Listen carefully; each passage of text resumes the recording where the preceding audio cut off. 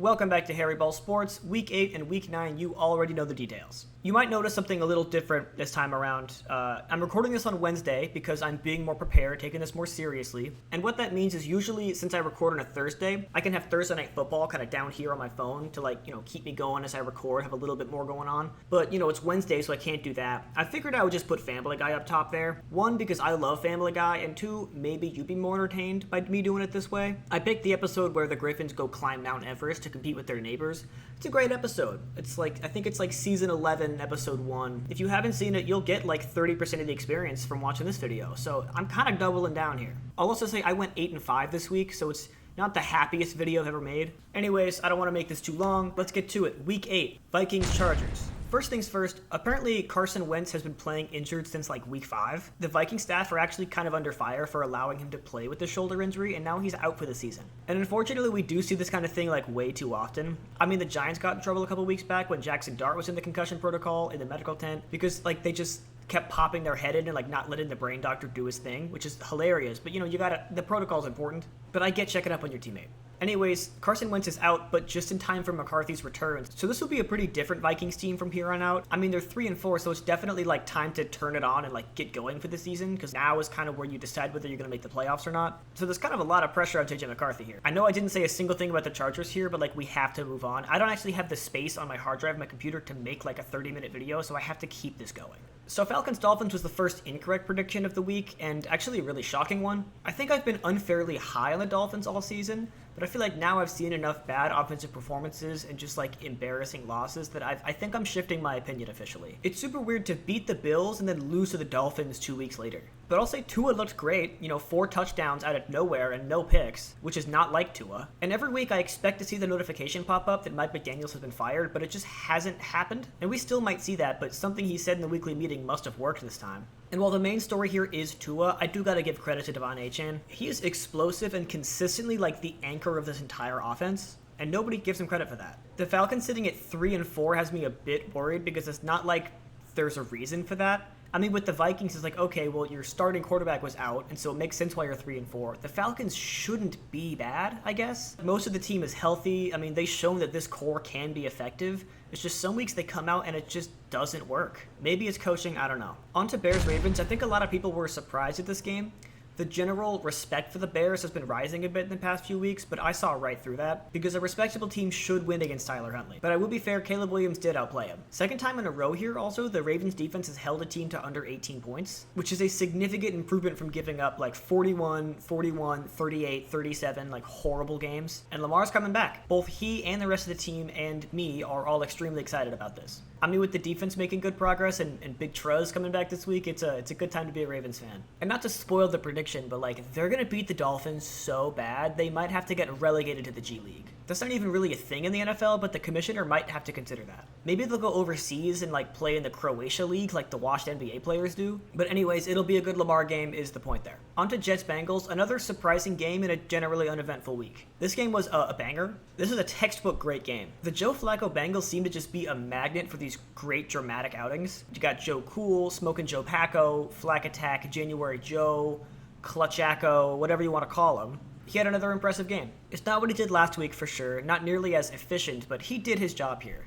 All you can really ask for from a backup is to not have him be the reason you're losing, and that's what Joe Flacco did here. Breece Hall also had a pretty crazy game. He was all over the field. He ran for 2 touchdowns and threw 1. Definitely a career game. I was very confident last week the Jets would keep the losing streak going, and I don't think it's a new era for the team, but a win's a win. It definitely counts. And the Bengals find themselves at 3-5, which is somehow second in the division. Bills beat the Panthers, we know. The Bills scored 21 in the third quarter, and the Panthers kind of shot themselves in the foot over and over again during this game. This is what we expected to happen, but Josh Allen did break the record for most games with a passing touchdown and rushing touchdown.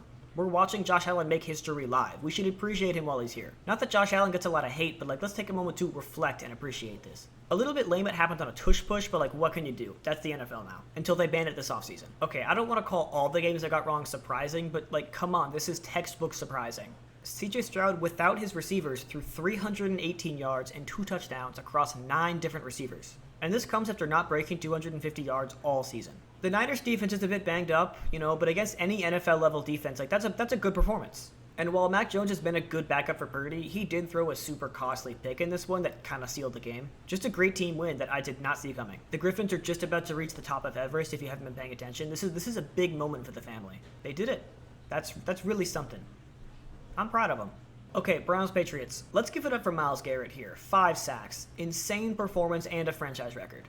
Imagine if he played on an actual team, how scary that would be in the playoffs. But he's an interesting case study as to how the league is constructed. The top few guys at the crucial positions demand a contract so high that they can really never be on great teams. And you see this a lot. I mean, you can't have Josh Allen and an elite receiving core. Or Max Crosby juxtaposed with the entire Raiders organization. But anyways, he did choose to chase the bag and never play in the playoffs. So it is kind of on him to never really get anywhere in his career. It's also a shame we didn't see Judkins follow up his big game last week. But it just kind of feels like this Browns team isn't built for repeatable success. Patriots played fine, moving on. I got a little excited last week, I'll admit that. I let my emotions get the best of me and I picked the Giants here. I just liked what I saw so much from them last time they did this matchup that Thursday night, and it got to my head. The Giants had me feeling something. It was such a shame too to see Scatabo suffer what I think is a season-ending injury. Jackson Dart looked devastated. I said it with the Malik Neighbors injury too, but this kind of stuff just makes the league worse overall, and it just sucks. I did hear though that someone from the Eagles organization brought Scatabo a cheesesteak in the hospital,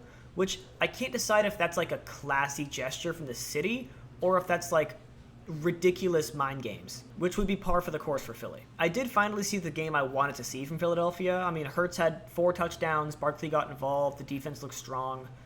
Plus a huge game from Dallas Goedert on National Tight Ends Day. Congratulations. This definitely put some confidence back in this team, and I do plan to probably pick them moving forward.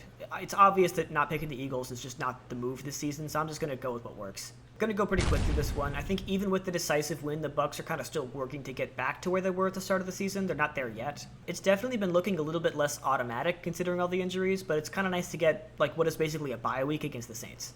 Another decisive win. The Colts are just out there having fun at this point. Better look from Cam Ward this week for sure, but he has to get the efficiency up somehow. 22 for 38 is not going to cut it in this league. And like I said for CJ Stroud last week, why in the world is a guy who's playing like that throwing it this many times? They probably just want to give him reps, which I kind of do get, but that's why you're losing games. Okay, on to one that I'm kind of dreading, the Cowboys-Broncos. I flipped a coin for this game, instantly didn't feel good about it, and my instinct was right there. I will not be doing that again. Better to just say a name and leave it up to God than leave it up to Siri, Dak did not do what I expected him to do. Oh, that's a really dramatic scene going on. I bet I should probably... Wow. Peter Griffin's an American hero. Anyways, Dak did not do what I expected him to do. Instead, Bo Nix had the 4 passing touchdowns. And this game kind of hurts my ability to pick for either of these teams in the future. It was just a confusing and upsetting experience for me. Plus, it wasn't as close as I wanted it to be. Just not my favorite game of the season, for a lot of reasons. Sorry the episode ended. I had to put another one up. On to the Packers-Steelers. Far better game.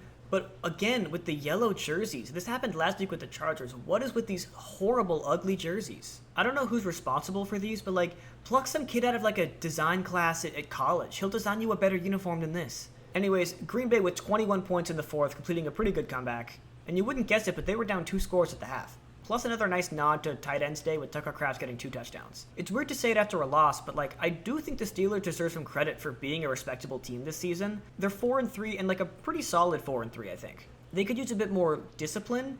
I kind of feel like they're just one playmaker short of really having something going for them. I was going to say that next season they can really pull this together, or the season after, but I cannot conceive of Aaron Rodgers playing more football after this year. Especially if they end up having a losing season or an embarrassing playoff loss. I just don't think he could handle it. I don't really know the best case scenario here. I feel like whatever happens, Rodgers retires on kind of a bad note, because they're not going to win a Super Bowl. You can't just expect to win the Super Bowl. But at least the send-off is this season that looks a lot better than it did last season and the season before. So he can end his career a little bit happier. I mean, he deserves to have a receiver like Metcalf. He deserves to have a send-off. Aaron Rodgers is an incredible quarterback. He's a top 5 for sure, but he's no Brady. Full transparency, I did not watch Commanders-Chiefs. I just re-downloaded GTA 5, and honestly, that was really calling my name Monday night. It really changed a lot of people's ideas of what a game could be, and it's a big contributor as to why I think video games are the best medium for storytelling, but that is a different video. So looking through the game, I was surprised to see Mahomes with 2 turnovers, and yeah, the one of them wasn't really his fault, but mistakes from the Chiefs are kind of rare, especially ones that the refs don't call back.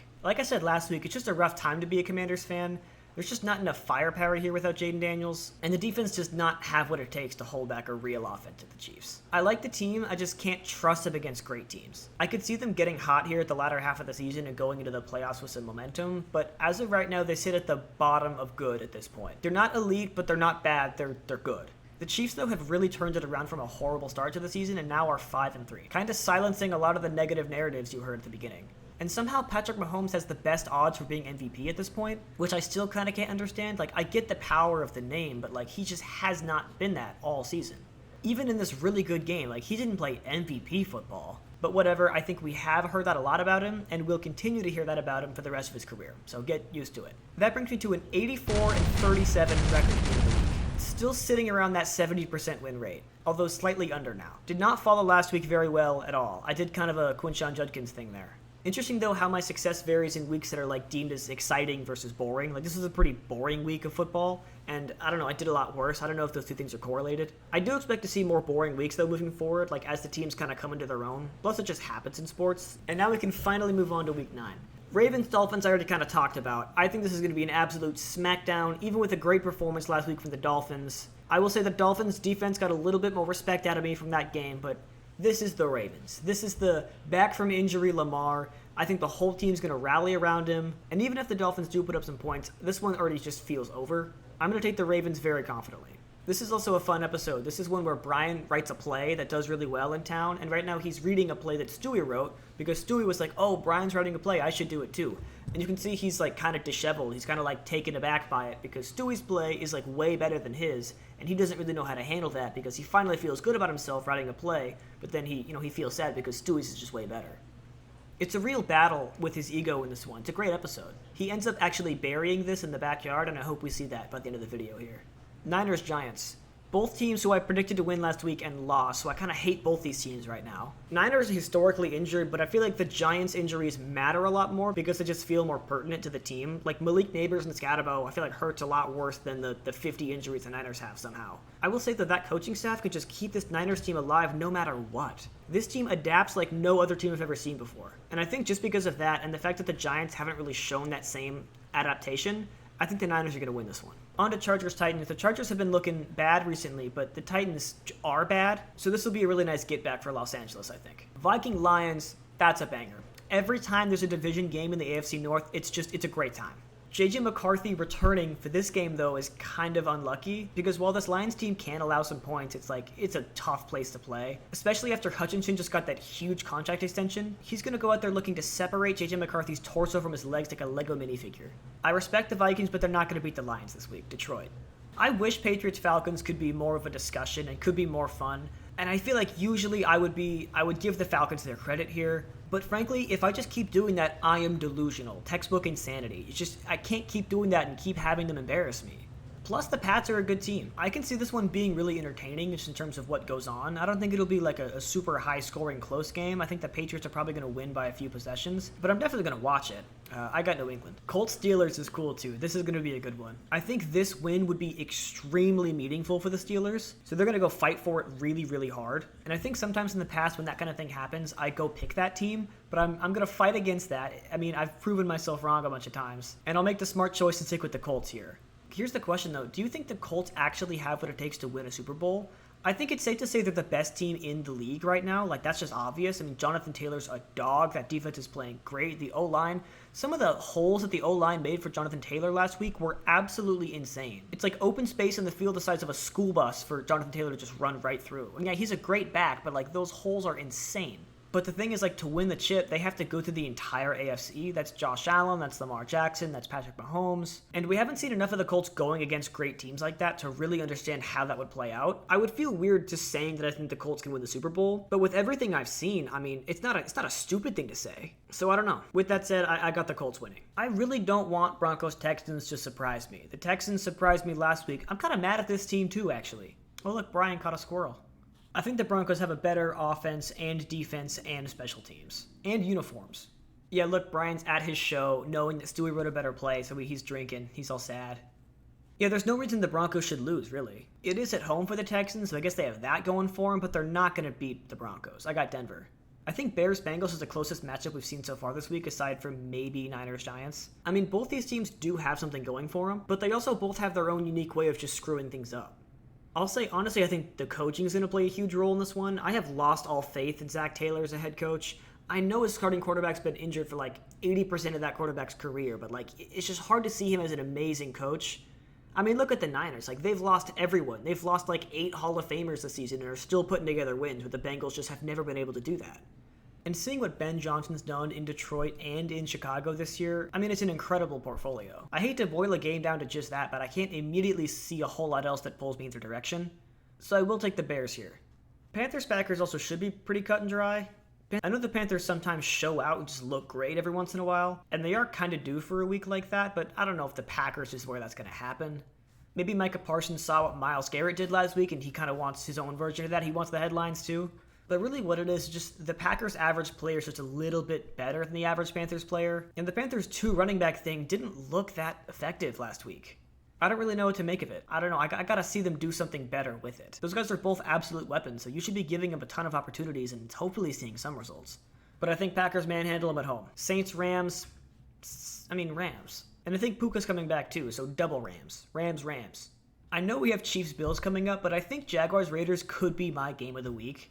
I think both teams just need this so bad, and they both have their exciting rookie. I mean, we've got Ashton Jeanty and Travis Hunter, and against 2 defenses that will allow those guys to go out there and have a game that they need to have. Because both those guys do need to have a few more big games this season for them to not be seen as busts. Obviously, they're incredible talents, incredible athletes, but like we haven't seen a lot of that. We've seen it more from Jeanty than from Travis Hunter. So this game's important for a lot of reasons. Hard to really pick a winner here, but like when the Jaguars lose, they don't really seem to lose as bad as the Raiders do. The Raiders can give up some really horrible games, whereas the Jaguars just kind of have regular losses. Plus, Jags beat the Chiefs, and Raiders had 0 chance at doing that. And again, not how sports works, but like I can't stop myself from making that conclusion. I think I will pick the Jaguars here, and a lot of that relies on Trevor Lawrence. Big arm, nice hair, nice guy. I just like him to dice up the Raiders here. I got the Jags. Now on to the game of the week for like everyone else in the world. Chiefs-Bills. This is one of the more tense rivalries in the league in a long time. I mean, this kind of has like a Patriots-Broncos air to it. 2 quarterbacks competing for MVP all the time, a lot of super close games, they meet in the playoffs a lot. One team wins this matchup almost every time. And just so it's clear, Patrick Mahomes is Tom Brady in this instance. I will say though, the regular season version of this matchup and the postseason version are very different. The stakes are different, and both teams kind of play different. Plus, the Chiefs always beat them in the playoffs. Whereas the Bills actually did take him down in the regular season last year, which was a massive game. Like, I remember where I was when I watched it massive. And I'll say the Bills, I think, have been a better team this year. And while both teams have had their struggles, I think the Bills have been a little bit more consistent. Like, at least when they lose, they still kind of look like themselves. Whereas the Chiefs can kind of flip it on and off whether or not they're playing like the Chiefs. And not that I hate Patrick Mahomes in any sense of the word, but like, I am kind of a Josh Allen fan when it comes to this matchup. Maybe it's the underdog thing, I don't really know. But this always makes for a very exciting game. I think I'm going to lean towards the Bills a little bit, and it's at home, meaning the loss would be so incredibly brutal. And I think it would be a massive shock to a lot of the Bills fans for them to lose this game this season. Although maybe they're used to just assuming they're going to lose to the Chiefs. Like maybe the scars are too deep, I don't know. But I'm going to pick the Bills hesitantly here.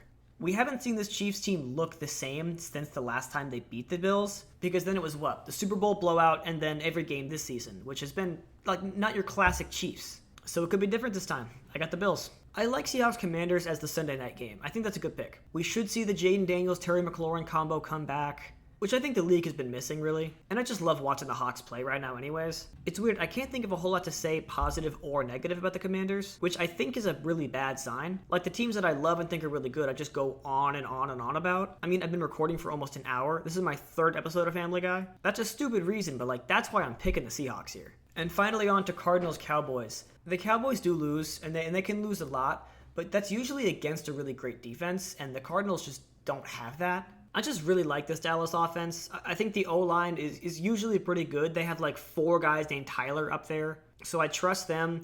I think Dak can do it any given Sunday, any given Monday, whatever. And the CeeDee Lamb-George Pickens duo is just great. It's historically pretty hard to have me picking against the Cowboys. Like, even the coin flip couldn't do it. So I don't know if the Cardinals can do that. Like, I just don't really buy it. So I'm going to take Dallas here, feeling a little bit better this time than I did last week about the Dallas pick. Please do not let me down, Dak Prescott. All right, with the Cowboys pick, that's week 9. This one I'm feeling pretty mixed about. I felt pretty mixed last week too, and it ended up looking pretty bad, so it's not a good sign, but I didn't really struggle on a whole lot of these. And I'm proud of myself for getting this recorded before Thursday Night Football. That really ups the value in what I'm doing here, I think. No promise as to when the video comes out, though. I hope to have it out by like Friday. But if you're seeing it Sunday morning, like, I'm trying my hardest here. But yes, Harry Ball Sports. I have kind of loved having Family Guy up in the corner there. That's kind of a bit, but like that might be how I do this from here on out. Maybe not, because it's kind of ridiculous. I don't know how it comes across in the video. But for me, it's like I'm looking around at the camera, I'm looking around at my screen the whole time, and it's like I got a little bit more value out of doing that. But for me, it's like, I mean, this is great. Life is good. Like, there's a lot worse ways this could be done. Like, I could be making cave diving videos or something. It could always be worse, but I think it very rarely gets like this good. This is great. Anyways, this has been Harry Ball Sports. Thank you very much for being here. Subscribe and come back next week because I'm going to keep doing them, keep putting out bangers, keep watching Family Guy, and keep winning. All right, this has been Harry Ball Sports. Go Birds.